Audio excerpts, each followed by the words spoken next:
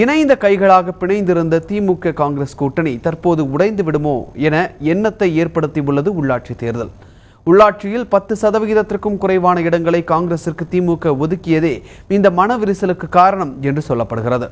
கடந்த 2011 உள்ளாட்சி தேர்தலில் தனித்து போட்டியிட்ட காங்கிரஸ் கட்சி 5% அதிகமான வாக்குகளை பெற்றது.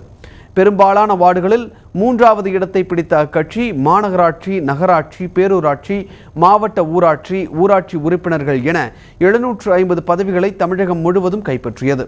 கடந்த சட்டமன்ற தேர்தலில் காங்கிரஸ் கட்சிக்கு திமுக 18% இடங்களை ஒதுக்கியது. ஆனால் அதில் 20% இடங்களேயே காங்கிரஸ் கட்சியால் கைப்பற்ற முடிந்தது. இதனால் தான் திமுக ஆட்சியை பிடிக்க முடியாமல் போனதாக திமுகவினரிடையே அதிருப்தி நிலவியது.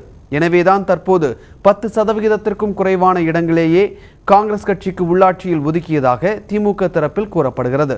சேலம், தூத்துக்குடி, திருச்சியில் மொத்தமுள்ள 185 வார்டுகளில் காங்கிரசுக்கு 15 வார்டுகள் மட்டுமே ஒதுக்கீடு செய்யப்பட்டுள்ளன. சென்னையில் மொத்தமுள்ள 200 வார்டுகளில் 14 வார்டுகளே காங்கிரசிற்காக ஒதுக்கப்பட்டுள்ளன. இதனால் காங்கிரஸ் கட்சி நிர்வாகிகளிடையே கடும் அதிருப்தி நிலவுகிறது. உள்ளாட்சியில் தனித்து போட்டியிட இந்த அதிருப்தி வழிவகுக்குமா என்பதை பொறுத்திருந்துதான் பார்க்க வேண்டும்.